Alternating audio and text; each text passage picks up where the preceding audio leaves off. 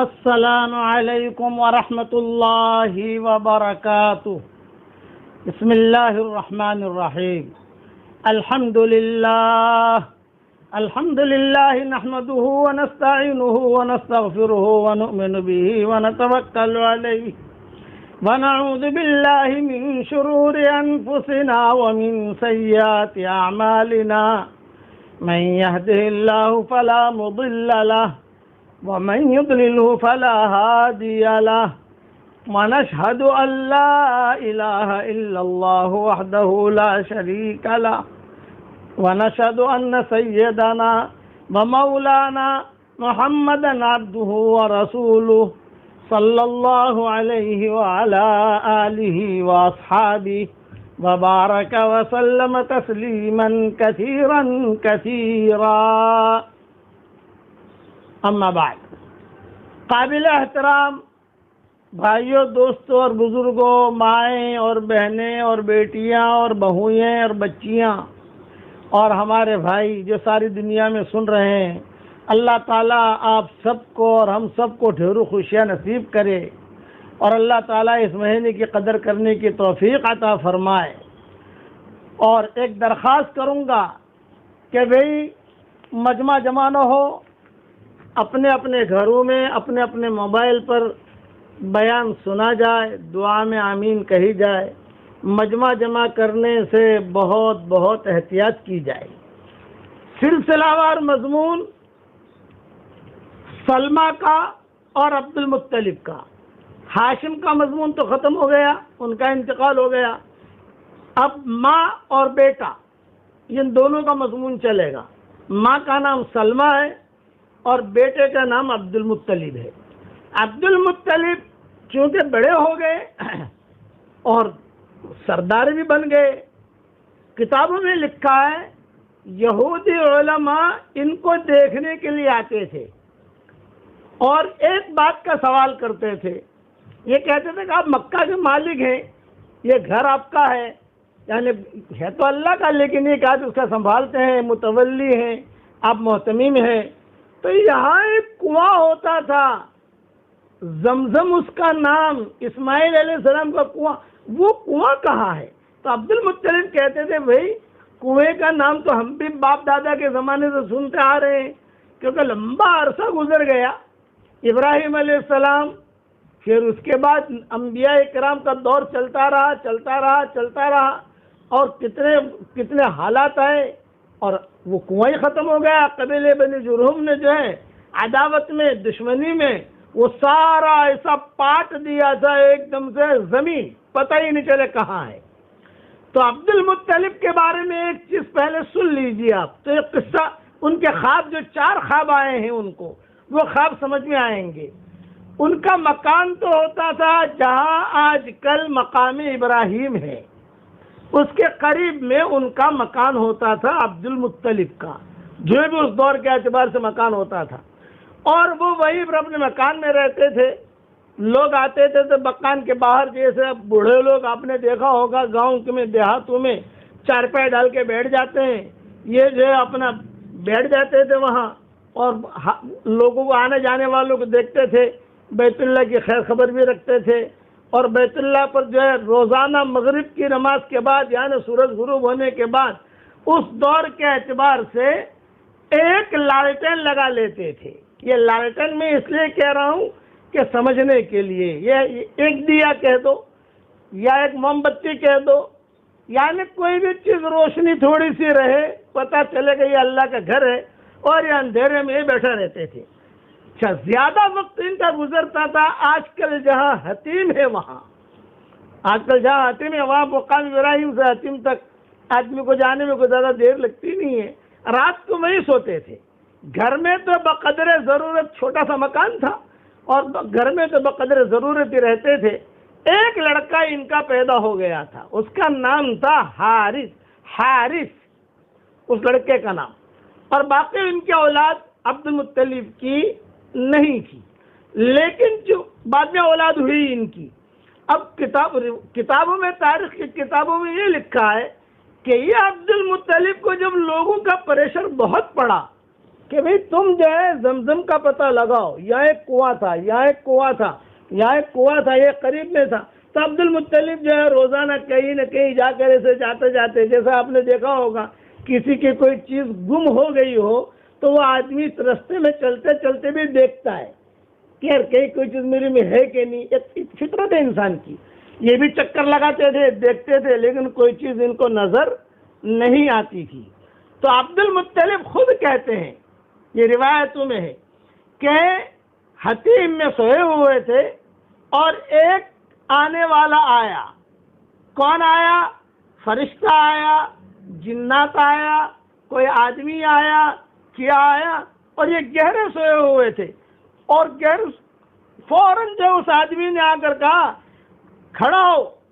یہ عبد المطلب خود کہتے تھے کہ میں حتیم میں سو رہا تھا، ایک آنے والا میرے پاس آیا اور مجھ سے خواب میں یہ کہا احفر برا، برا کو کھودو، اور زور سے کہا۔ تو ویسے بھی اندھیرا تھا حتیم میں، اس وقت میں حرم شریف میں کوئی بھیڑ بھاڑ تو ہوتی نہیں تھی، کچھ ایک دو عورتیں طواف کر رہی ہوں گی رات کے وقت میں، یا کوئی بھی جو بھی ہے، بالکل سناٹا تھا۔ احفر برا، تو عبد المطلب نے کہا وما برا، برا کیا ہے؟ وہ آدمی نے کوئی جواب دیا نہیں، اور عبد المطلب نے بھی کوئی دھیان دیا نہیں، اور وہ آدمی جو ہے چلا گیا۔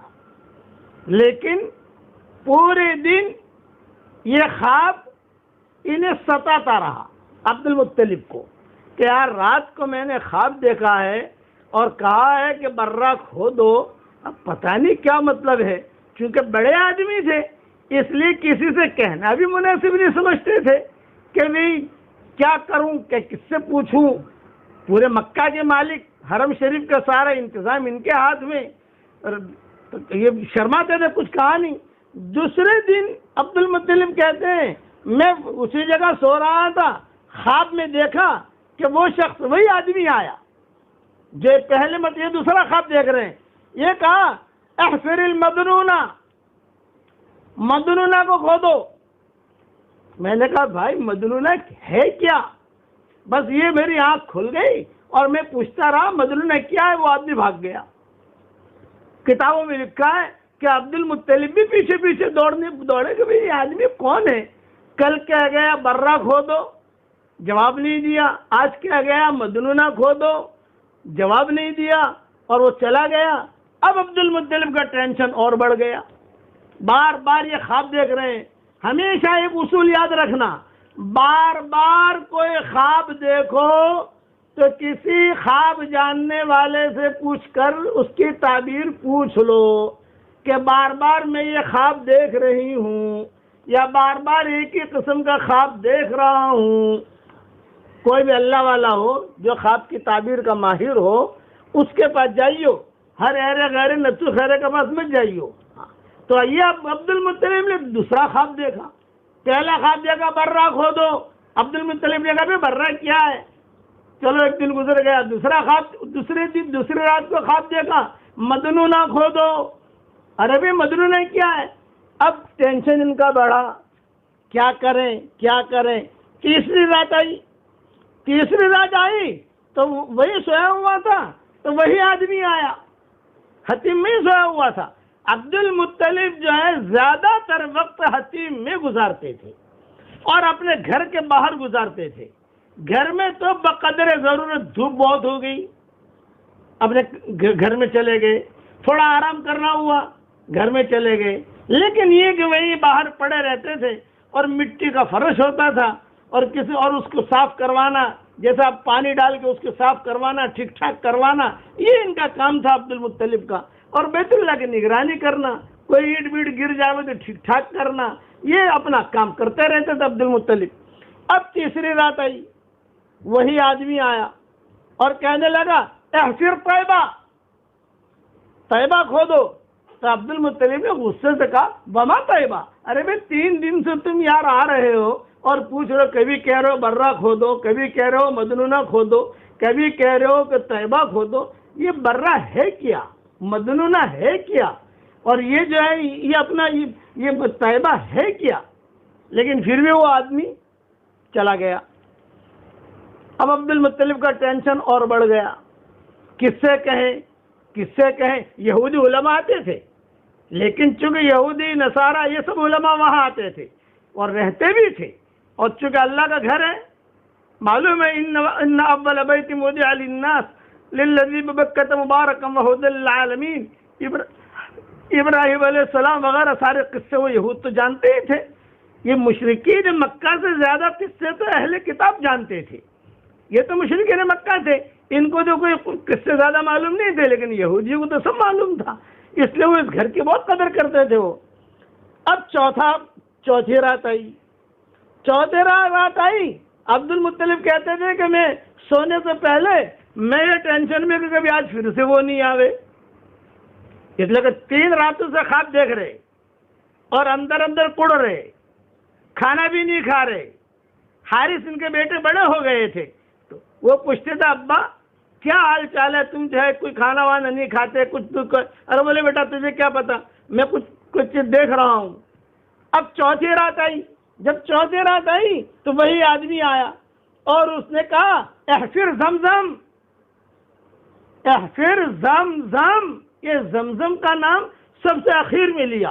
جب زمزم کا نام سنا عبد المطلب نے تو بہت پیچھے ان کا دماغ چلا گیا، اوہو یہ تو زمزم کے بارے میں کوئی یعنی بشارت دی جا رہی ہے مجھے، چونکہ زمزم کا نام معروف تھا، لوگ جانتے تھے کہ یہاں زمزم کا کنواں ہے، اے پھر زمزم۔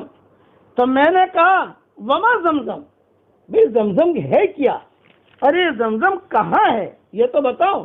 تو اس نے جواب دیا، اب یہ چوتھی مرتبہ جواب دے رہا ہے، پہلی مرتبہ جواب نہیں دیا، دوسری مرتبہ جواب نہیں دیا، تیسری مرتبہ جواب نہیں دیا، چوتھی مرتبہ جواب دے رہا ہے کہ زمزم، وہ خواب میں کہہ رہا ہے وہ آدمی، وہ پانی کا ایک کنواں ہے جس کا پانی نہ کبھی ٹوٹتا ہے اور نہ کبھی کم ہوتا ہے، بے شمار حجاج کو سیراب کرتا ہے۔ تو عبد المطلب نے کہا ارے کہاں ہے، یہ خواب میں باتیں ہو رہی ہیں، چونکہ ڈھونڈ تو رہے تھے وہ، خواب میں باتیں ہو رہی ہے۔ تو پھر اس نے اس جگہ کے کچھ نشانات اور علامات بتائے کہ اس جگہ کو کھودو، یعنی گویا کہ زمزم کا کنواں جہاں ہے آج، اس جگہ پر اس آدمی نے کہا کہ دیکھ میں یہاں کھڑا ہوں، وہ آدمی خود گیا اور یہ اشارہ کر دیا اپنی لکڑی سے، اور لکڑی سے اشارہ کر کے کہا یہاں کھودو یہاں، پھر اس جگہ کے کچھ نشانات اور علامات بتائے کہ اس جگہ کو کھودو۔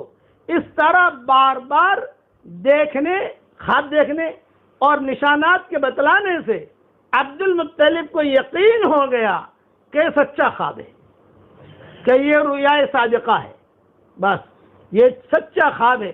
لیکن کھودنا اس کو ایک آدمی کا کام نہیں، ذرا قریش کو ہموار کرنا پڑے گا، جتنے بھی قریش کے لوگ ہیں، قبیلے ہیں، سارے کے سارے قبیلے تو اب آباد تو ہو گئے تھے۔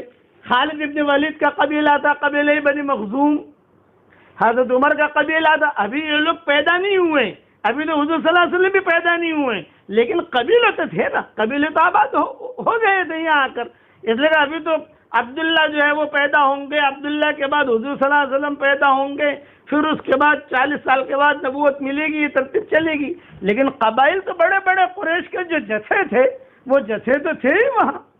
تو عبد المطلب نے تنہائی میں اپنے بیٹے کو بلا کر کہا حارث کو کہ بیٹا یہ خواب دیکھ رہا ہوں، 4 دن سے دیکھ رہا ہوں، اور میں ڈر رہا ہوں کہ یہ کھودوں کیسے، مجھے یہ نشانی بتائی ہے یہاں۔ تو بیٹا جو تھا یہ بھی سمجھدار تھا، اور یوں کہا کہ ابا ایک کام کرو، آپ قریش کو جمع کر کے ان سے مشورہ کرو۔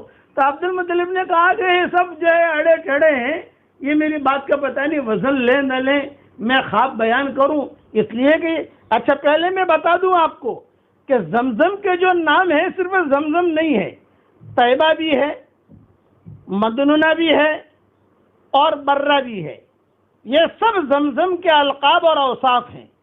طیبہ کے معنی پاکیزہ اور برہ کے معنی وسیع اور کشادہ کے ہیں، اور مدنونہ کے معنی قابل بخل کے ہیں۔ نفیس چیز میں انسان بخل سے کام لیتا ہے کہ سو زمزم کا پانی نہایت پاکیزہ اور کثیر اور وسیع بھی ہے اور نہایت نفیس بھی ہے. بے ایمان اور منافق کو دینے میں بخل چاہیے.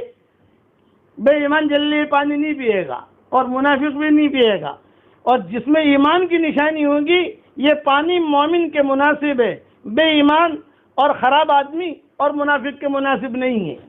اسی لیے تھوڑا تھوڑا کر کے پیا جاتا ہے، جو بہت قیمتی عود ہوتا ہے. ہمارے بھائی عبدالوہاب صاحب رحمۃ اللہ علیہ ہوتے تھے، اللہ ان کی قبر کو نور سے منور فرمائے.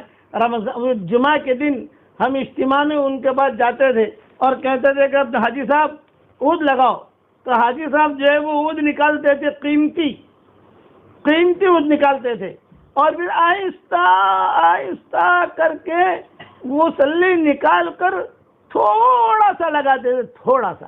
ارے حاجی صاحب اتنا تھوڑے سے کیا ہوگا؟ بولے یہ زمزم کے پانی کی طرح ہے، تھوڑا ہی دیا جاتا ہے، بھر بھر کے نہیں دیا جاتا. تب جو ہے باتیں سمجھ میں آتی. تو مدنونہ بھی اس کا نام ہے، یہ نام یاد رکھنا. اوصاف طیبہ، مدنونہ اور برہ اور زمزم. اب روایتوں میں یہ ہے کہ عبد المطلب نے بہت سوچ کر سارے قریش کو جمع کیا اور قریش کو جمع کر کے یوں کہا کہ دیکھو بھائی، میں ایک بات کہتا ہوں، 4 راتوں سے 4 خواب میں دیکھ رہا ہوں اور مجھے کچھ چیزیں بتائی گئی ہیں، اور اپنا خواب ذکر کیا اور کہا میرا ارادہ اس جگہ کو کھودنے کا ہے. جب یہ بات کہی تو خالد ابن ولید کا قبیلہ، قبیلہ بنی مخزوم، حضرت عمر کا قبیلہ، صدیق اکبر کا قبیلہ، یہ سب بڑے بڑے قبیلے تھے، جیسے تھے سارے کے سارے. پھر ابو جہل کا قبیلہ، یہ سارے کے سارے اوپر کے ان کے جو باپ دادا تھے، انہوں نے سب نے مل کر ان کی مخالفت کی، عبد المطلب کی. یوں کہا نہیں نہیں بھائی، تیرے خواب، آپ کے خواب کا کیا، یہ تو اللہ کا گھر ہے، اور خالی تمہیں اکیلے کو خواب آیا؟ بے خواب آتا تو ہم کو بھی آتا، فلاں کو بھی آتا، فلاں کو بھی آتا، فلاں کو بھی آتا. لیکن چونکہ عبد المطلب یہ بہادر تھے اور ان کی والدہ سلمہ جو تھی یہ بھی بہادرن تھی، یہ جو ہے یعنی اپنی چیز پر مضبوط، اپنی چیز پر وہ کہتے ہیں کہ نہیں، کچھ بھی ہو جائے کھودنا ہے، کچھ بھی ہو جائے کھودنا ہے. لیکن سب کو ہموار کر کے سارے مخالفت کریں گے. چنانچہ سارے قریش نے مخالفت کی. تو عبد المطلب رات بھر جو ہے بیت اللہ سے چمٹ کر روتے تھے اور کہتے تھے کہ اللہ میں اکیلا ہوں، میرے ساتھ تو میرا ایک بیٹا ہے، ابھی میرا بیٹا میری کیا مدد کرے گا؟ یعنی کوئی اتنا بڑا سمجھدار بھی نہیں ہے، ہم دونوں کیا کریں؟ یہ روتے رہتے تھے. اچانک اللہ تعالیٰ نے ان کے دل میں ایک الہام ہوا، اللہ نے کوئی بات ڈالی ان کے دل میں. یوں فرمایا بھائی تم کھودو تو صحیح. اکیلا ہی چلا تھا جانب منزل مگر چلتا گیا اور کارواں بڑھتا گیا. یہ زمزم کی ایک کارگزاری ہے کہ کھویا ہوا زمزم کا کنواں کیسے ملا. عبد المطلب نے قریش سے جب اپنا خواب ذکر کیا اور کہا کہ میرا ارادہ اس جگہ کو کھودنے کا ہے. قریش نے کھودنے کی مخالفت کی اور گھر گھر میں عبد المطلب کے لوگ مخالف ہو گئے، عورتیں مرد سب، کہ دیکھو بڑی ان کو کیا سوجی ہے، ان کو کیا سوجی ہے. مگر عبد المطلب نے مخالفت کی کوئی پرواہ نہ کی اور کدال اور پھاوڑا لے کر اپنے بیٹے حارث کے ساتھ اس جگہ پہنچ گئے. بعض تاریخ کی کتابوں میں لکھا ہے ماں بوڑھی ہو چکی تھی ان کی. ماں نے کہا یہ لے کدال، یہ لے تو جا، یہ تو اللہ کا کام ہے، تو شرما مت. اور بیٹے کو لے کر یہ دونوں کے دونوں باپ بیٹے، یعنی کون؟ عبد المطلب اور حارث، یہ دونوں وہاں پہنچ گئے اور جہاں نشانات خواب میں دکھائے گئے تھے کھودنا شروع کیا. عبد المطلب کھودتے جاتے تھے اور حارث مٹی اٹھا کر پھینکتے جاتے تھے. ماں بہت بوڑھی ہو چکی تھی کہ عبد المطلب جو ہے یہ کھودتے جاتے تھے اور حارث جو ہے یہ مٹی اٹھا کر. تو سارے کے سارے قریش والے دور سے دیکھتے تھے. یہ فرمایا دیکھو رات کو عذاب آئے گا عبد المطلب پر. رات کو عذاب آئے گا عبد المطلب پر، رات کو یہ مر جائے گا، اس کا گھر جو ہے دھس جائے گا، یہ اللہ کے حرم میں پھاوڑے مار رہا ہے، رات کو عذاب آئے گا۔ 3 روز تک برابر عبد المطلب کھودتے رہے اور حارث جو ہے یہ مٹی اٹھا اٹھا کر پھینکتے رہے، اور ماں جو ہے بیٹھی بیٹھی دعا دیتی رہی، بوڑھی ماں تھی، اور وہ ان کو پانی دیتی رہی کہ لے پانی پی، تھک گیا ہے۔ 3 دن کے بعد اچانک ایک من ظاہر ہوئی کہ پانی کا ایک پھوارا نکلا۔ عبد المطلب نے جب دیکھا تو عبد المطلب نے زور سے کہا اللہ اکبر، نعرہ لگایا اللہ اکبر، ھذا طوع اسماعیل، ارے یہی اسماعیل علیہ السلام کا کنواں ہے، ارے یہی ہے اسماعیل علیہ السلام کا کنواں، ارے یہی ہے۔ اب جب وہ پانی نکالا تو اس میں 2 مسئلے ہیں، یہ ذہن میں رکھنا۔ ایک تو قبیلے بنی جرہم نے بہت سارا خزانہ ڈال دیا تھا اندر، ایک میٹر تو خزانے کی ہے، دوسری میٹر پانی کی ہے، یعنی دونوں چیزیں ملی، خزانہ بھی ملا، سونا چاندی ہیرے جواہرات۔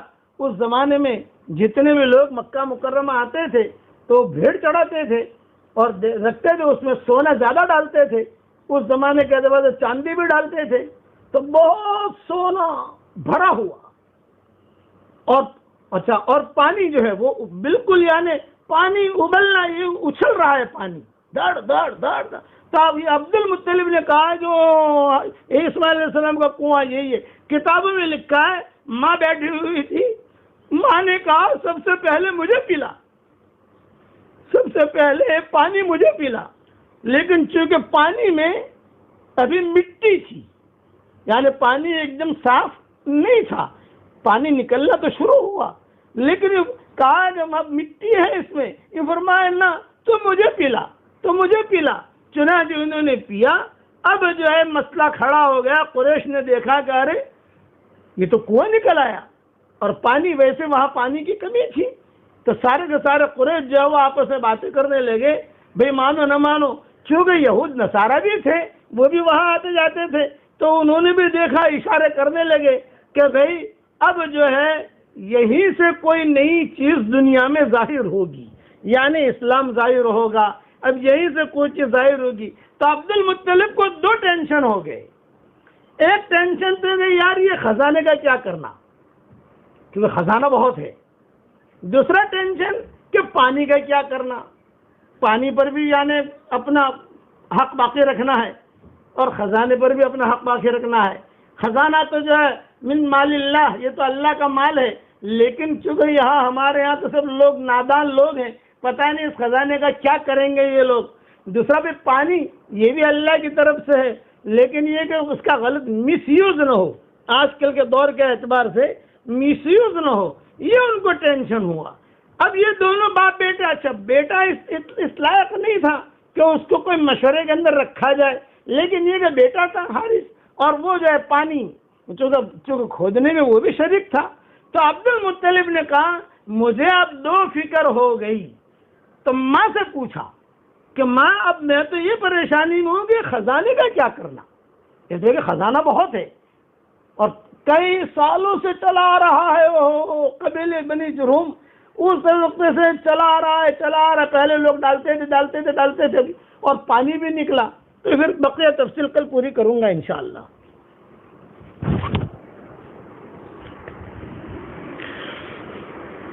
آپ لوگوں کے سامنے روزانہ کچھ نہ کچھ مسائل آ رہے ہیں۔ آج آپ لوگوں کے سامنے ایک اہم مسئلہ بیان کرنا ہے۔ کل جمعہ کا دن ہے، تو یہ مسئلہ آتا ہے کہ جمعہ کے دن جمعہ کی نماز پڑھی جائے یا ظہر کی نماز پڑھی جائے۔ تو اس سلسلے میں کچھ باتیں سمجھ لیجئے۔ سب سے پہلی بات تو یہ سمجھ لیجئے کہ وہ شہر اور وہ قصبے جہاں جمعہ کی شرائط پائی جاتی ہے اور وہاں کی مسجدوں میں جمعہ کی نماز ہوتی ہے، تو انہی قصبوں اور شہروں کے اندر جمعہ کی نماز کے صحیح ہونے کے لیے مسجد کا ہونا ضروری نہیں ہے۔ مسجد کے علاوہ اگر عام میدان میں بھی جمعہ کی نماز ہو تو درست ہو جاتی ہے، جیسے پہلے اجتماعات ہوتے تھے، اس میں مسجدوں میں نہیں بلکہ میدانوں کے اندر جمعہ کی نماز ہوتی تھی۔ تو اسی طریقے سے اگر کوئی گھر کے اندر بھی نماز پڑھنا چاہے جمعہ کی، تو چونکہ اس شہر کے اندر جمعہ کے صحیح ہونے کے شرائط پائے جا رہے ہیں، تو گھر کے اندر بھی جمعہ کی نماز درست ہو جائے گی، اس لیے کہ جمعہ کے صحیح ہونے کے لیے مسجد کا ہونا ضروری نہیں ہے، ایک بات۔ دوسری بات یہ ہے کہ اگر گھر کے اندر ہمیں جمعہ کی نماز پڑھنی ہے تو اس کے لیے دو شرطیں دھیان میں رکھیں۔ ایک تو یہ ہے کہ جمعہ کی نماز کے عام نمازوں کی جماعت کے صحیح ہونے کے لیے امام کے علاوہ ایک مقتدی کا ہونا کافی ہے، لیکن جمعہ کی نماز کے صحیح ہونے کے لیے کم سے کم امام کے علاوہ 3 مقتدی ہونے چاہیے۔ اگر 3 سے کم ہوں گے تو جمعہ کی نماز درست نہیں ہوگی۔ دوسری شرط یہ ہے کہ اذن عام ہو۔ اذن عام کا مطلب یہ ہے کہ اگر آپ اپنے گھر میں نماز پڑھ رہے ہیں تو آپ کے گھر کا دروازہ کھلا ہو، جو آنا چاہے شریک ہونا چاہے، تو اس طریقے سے اگر آپ کا گھر کا دروازہ کھلا ہوا ہے اور اذن عام ہے تو پھر یہ جمعہ درست ہوگی۔ گھر کا دروازہ بند ہے اور کسی کو آنے کی اجازت نہیں ہے تو پھر جمعہ کی نماز درست نہیں ہوگی۔ چونکہ آج کل حالات چل رہے ہیں، ان حالات میں کم سے کم اس بات کو دھیان میں رکھا جاتا ہے کہ بھی زیادہ مجمع جمع نہ ہو، لوگ جمع نہ ہو، اس لیے بہتر یہ ہے، اور مفتیان کرام کا کہنا یہ ہے کہ بہتر یہ ہے کہ جمعہ کے دن جمعہ کی نماز کے بجائے ظہر کی نماز پڑھ لی جائے، تو اس میں زیادہ عافیت ہے، کیونکہ جمعہ کی نماز کے لیے تھوڑا سی تعداد بھی ہونی چاہیے اور اذن عام کی بھی ضرورت ہوتی ہے، اور اذن عام طور پر پایا نہیں جا رہا ہے، اس لیے جمعہ کے دن جمعہ کی نماز کے بجائے ظہر کی نماز پڑھ لی جائے، یہ زیادہ بہتر ہے۔ اچھا، جمعہ کی نماز کے بجائے اگر ہم ظہر کی نماز پڑھیں گے تو ظہر کی نماز پڑھنے کے لیے 2 باتوں کا خیال رکھنا ضروری ہے۔ ہم جس محلے میں رہتے ہیں اس محلے کی مسجد میں جب تک جمعہ کی نماز نہ ہو جائے اس وقت تک ظہر کی نماز پڑھنا درست نہیں ہوگا۔ بعض فقہا کے نزدیک تو یہ ہے کہ اگر جمعہ سے پہلے، یعنی جمعہ کی نماز مسجد میں ہونے سے پہلے ظہر کی نماز پڑھ لی تو وہ ظہر کی نماز ادا نہیں ہوگی، پھر سے پڑھنی پڑے گی، ایک۔ دوسرا یہ ہے کہ جمعہ کے دن ظہر کی نماز جماعت کے ساتھ پڑھنا مکروہ تحریمی لکھا ہے۔ اگر آپ کو ظہر کی نماز پڑھنی ہے تو آپ انفرادی نماز پڑھیں، جماعت کے ساتھ نماز نہ پڑھیں۔ اس کی وجہ لکھی ہوئی ہے کہ چونکہ جمعہ کا احترام ہے تو جمعہ کے احترام میں جمعہ کی نماز کے علاوہ کسی اور نماز کے لیے جماعت نہیں ہونی چاہیے، یہ جمعہ کے احترام کا تقاضا ہے۔ اس وجہ سے اگر ہم جمعہ کی نماز جماعت کے ساتھ نہیں پڑھ پا رہے ہیں تو پھر ظہر کی نماز جماعت کے ساتھ پڑھنا درست نہیں ہوگا، ظہر کی نماز انفرادی طور پر پڑھنی پڑے گی۔ امام محمد رحمۃ اللہ علیہ نے اس کی ایک مثال لکھی ہے کہ اگر کوئی انسان شہر میں ہے اور وہ قید میں ہے تو جمعہ کے دن جمعہ کی نماز جماعت کے ساتھ نماز نہ پڑھے بلکہ ظہر کی نماز پڑھے، اور وہ بھی جماعت کے بغیر انفرادی طور پر۔ تو چونکہ اس وقت میں مسلمانوں کے سارے گھر ایک قید خانے کی طرح ہو گئے ہیں، اس لیے یہاں پہ ظہر کی نماز اگر پڑھی جائے گی تو وہ انفرادی طور پر پڑھی جائے گی، جماعت کے ساتھ نہیں پڑھی جائے گی۔ ان 2 باتوں کا خیال رکھے۔ اسی کے ساتھ میں اس بات کا بھی دھیان رکھے کہ وہ عرب ممالک اور اسلامی ممالک جہاں پہ اسلامی حکومت ہے تو وہاں پہ جمعہ کے دن جمعہ کی نماز پڑھنا درست ہی نہیں ہوگا، وہاں ظہر ہی کی نماز پڑھنی پڑے گی، اس لیے کہ اسلامی اور عرب ممالک میں جمعہ کی نماز کے صحیح ہونے کے لیے اذن سلطان ضروری ہے، بادشاہ کی طرف سے اجازت، اور چونکہ بادشاہ کی طرف سے اجازت ہے نہیں اس لیے وہاں پہ جمعہ کی نماز درست نہیں ہوگی بلکہ ظہر ہی کی نماز پڑھنی ہوگی۔ اخیر میں ایک بات یہ دھیان میں رکھے کہ لوگ جو ہے وہ ایک حدیث کو سامنے رکھتے ہوئے سوال کرتے ہیں کہ بھی حدیث کے اندر آتا ہے کہ جو انسان 3 جمعہ نہیں پڑھتا ہے مسلسل تو اس کے لیے وعیدیں ہیں حدیث میں کہ اس کے دل کے اوپر گمراہی اور نفاق کی مہر لگا دی جاتی ہے وغیرہ وغیرہ۔ تو اس حدیث کا مطلب یہ ہے کہ بغیر کسی عذر کے انسان جمعہ چھوڑتا ہے، اور یہاں تو جمعہ کی نماز جو چھوڑی جا رہی ہے یہ تو معقول عذر کی وجہ سے چھوڑی جا رہی ہے، اس لیے وہ وعید ان صورتوں کے اوپر فٹ نہیں ہوگی۔ یہاں کسی عذر کی وجہ سے انسان جمعہ کی نماز چھوڑ رہا ہے اور ظہر کی نماز پڑھ رہا ہے، اس لیے حدیث کی اس وعید کے اندر وہ شامل نہیں ہوگا۔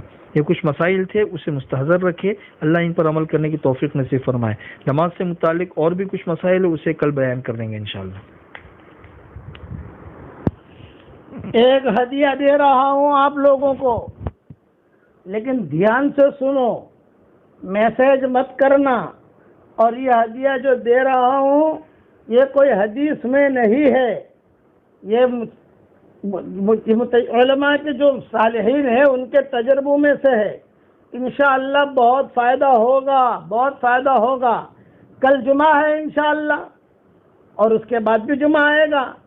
بس آپ جو ہے اپنے پاس یا مجیبو کاغذ پر 101 مرتبہ لکھ کر اپنے پاس رکھ دیجئے۔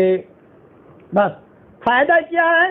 جب بہت مال ملے تو مجھے پوچھنے آنا کیا فائدہ ہے۔ انشاءاللہ دعائیں اللہ تعالیٰ قبول کرے گا اور بہت کام اللہ تعالیٰ بنائے گا انشاءاللہ۔ تفصیل تو دیکھ لینا میری کتاب بکھرے موتی میں 3 جلد میں انشاءاللہ، لیکن یہ میری طرف سے آپ کو ہدیہ ہے۔ اور کل کے کل لکھنا ضروری نہیں ہے، پورا رمضان کا مہینہ پڑا ہوا ہے آپ کے پاس، کوئی دن کے تعین نہیں ہے۔ بس آپ جو ہے کل لکھو، پرسوں لکھو، ترسوں لکھو، جب بھی لکھو۔ بس صرف ایک شرط ہے کہ کالے قلم سے لکھنا، بلو سے نہیں، لال سے نہیں، ہرے سے نہیں۔ جو کالا قلم، جو قرآن شریف میں بھی کالے جو آپ دیکھتے ہو نا، یہ کالے قلم سے لکھا جاتا ہے، اس کی نوعیت الگ ہے۔ اس وجہ سے یا مجیبو 101 مرتبہ لکھ کر اپنے پاس رکھ لیجئے، اپنے پرس میں رکھ لیجئے، اپنے بیگ میں رکھ لیجئے۔ عورتیں بھی رکھ لیں، مرد بھی رکھ لیں۔ اور دوسرا کہ ہر قسم کا آدمی اسے لکھ سکتا ہے۔ مائیں بہنیں معذور ہیں تو بھی لکھ سکتی ہیں، کوئی حرج کی بات نہیں۔ بیٹا لکھ دے، بیٹی لکھ دے۔ اور ابھی تو آپ کو جو ہے تقریباً 20 دن 25 دن پڑے ہیں، لیکن رمضان کے مہینے میں لکھنا ہے، یہ نہیں کہ شوال میں لکھو۔ آپ شوال میں نہیں، رمضان کا مہینہ ہے، جب بھی ٹائم ملے آپ لکھ لیجیے۔ اللہ تعالیٰ اس میں انشاءاللہ بہت برکت دے گا، دعائیں بھی قبول ہوں گی انشاءاللہ۔ لیکن حدیثوں میں نہیں ہے، یہ خبر رکھنا۔ تجارب الصالحین صحابہ کے زمانے میں بھی ہوتے تھے۔ یہ بھی ہے کہ کئی علماء نے کئی چیزیں لکھی ہیں، خیر اسے حدیث کہہ کر آگے مت بڑھانا۔ اب دعا کر لو۔ اللہم صلی علی محمد وعلی آل محمد کما صلیت علی ابراہیم وعلی آل ابراہیم انک حمید مجید۔ یا اول الاولین ویا آخر الاخرین یا راحم المساکین یا ذا القوة المتین یا ارحم الراحمین یا حنان یا منان ادخلنا الجنة من باب الریان۔ اللهم لا سهل إلا ما جعلته سهلا وأنت تجعل الحزن سهلا إذا شئت۔ ربنا آتنا في الدنيا حسنة وفي الآخرة حسنة وقنا عذاب النار۔ ربنا لا تزغ قلوبنا بعد إذ هديتنا وهب لنا من لدنك رحمة إنك أنت الوهاب۔ ربنا لا تؤاخذنا إن نسينا أو أخطأنا ربنا ولا تحمل علينا إصرا كما حملته على الذين من قبلنا ربنا ولا تحملنا ما لا طاقة لنا به واعف عنا واغفر لنا وارحمنا أنت مولانا فانصرنا على القوم الكافرين۔ ربنا آمنا بما أنزلت واتبعنا الرسول فاكتبنا مع الشاهدين۔ ربنا تقبل منا إنك أنت السميع العليم۔ ربنا هب لنا من أزواجنا وذرياتنا قرة أعين واجعلنا للمتقين إماما ربنا اصرف عنا عذاب جهنم إن عذابها كان غراما۔ ربنا وآتنا ما وعدتنا على رسلك ولا تخزنا يوم القيامة إنك لا تخلف الميعاد۔ ربنا أتمم لنا نورنا واغفر لنا إنك على كل شيء قدير۔ ربنا اغفر لنا ذنوبنا وإسرافنا في أمرنا وثبت أقدامنا وانصرنا على القوم الكافرين۔ ربنا لا تهلكنا بما فعل السفهاء منا ربنا لا تهلكنا بما فعل السفهاء منا ربنا لا تهلكنا بما فعل السفهاء منا ربنا إننا آمنا بما أنزلت واتبعنا الرسول فاكتبنا مع الشاہدین۔ اے اللہ ہمارے گناہوں کو معاف فرما، اے اللہ ہماری خطاؤں سے درگزر فرما، اے اللہ پوری دنیا پریشان ہے، اے اللہ اس انسانیت کی پریشانی کو دور فرما دے، ہمارے روزوں کو قبول فرما، ہماری تراویح کو قبول فرما۔ اے اللہ کسی زمانے میں کوئی کریم ہوتا تھا جو لوگوں کے کھوٹے سکے قبول کر لیا کرتا تھا اور کھرا سودا دے دیا کرتا تھا۔ اے اللہ تو کریموں کا کریم ہے، ہمارے کھوٹے عملوں کو قبول فرما، ہمارے کوئی نیکی ایسی نہیں ہے جو تیرے دربار میں پیش کر سکیں، ہمارا ایک سجدہ بھی ایسا نہیں ہے جو تیرے دربار میں ہم پیش کر سکیں، مگر تو کریموں کا کریم ہے۔ اے اللہ 100 کے قاتل نے تیرا دروازہ کھٹکھٹایا، تو نے کھول دیا، بدکار عورت نے تیرا دروازہ کھٹکھٹایا، تو نے کھول دیا، اب ہماری باری آئی ہے، اے کریم کرم کا دروازہ کشادہ فرما۔ یا مجیب یا مجیب یا مجیب اجب دعانا، یا مجیب یا مجیب یا مجیب اجب دعانا۔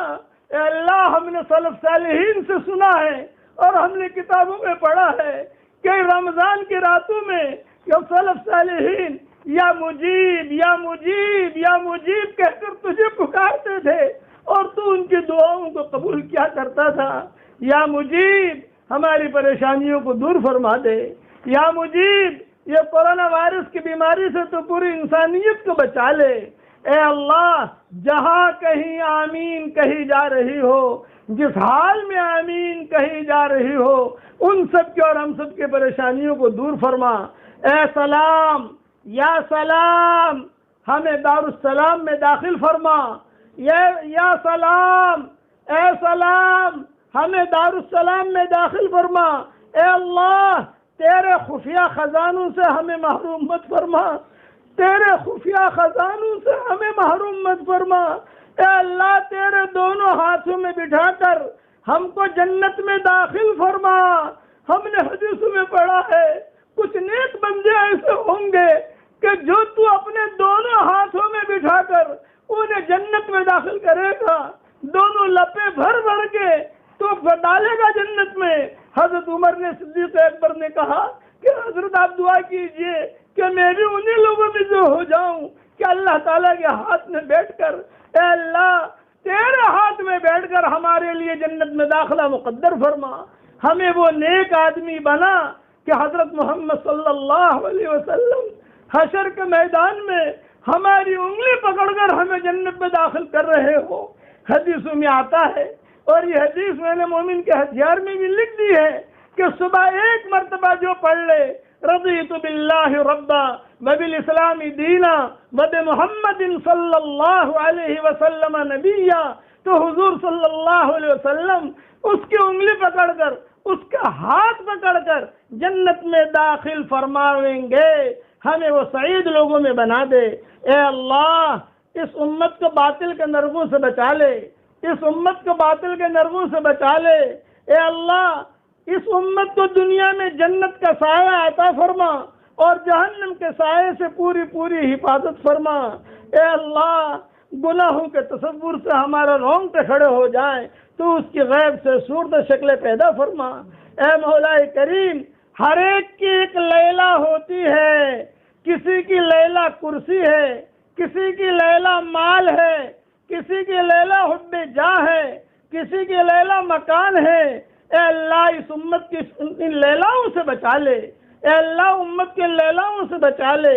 اے اللہ حضرت محمد صلی اللہ علیہ وسلم نے جتنی خیر کی لائن کی دعائیں مانگی ہیں وہ ساری کی ساری ہمارے لیے مقدر فرما، اور جن شرور سے پناہ چاہی ہو ان شرور سے ہماری حفاظت فرما۔ آج شب جمعہ ہے، اے اللہ تیرے نبی پر سینکڑوں ڈھیروں لاکھوں کروڑوں رحمت نازل فرما۔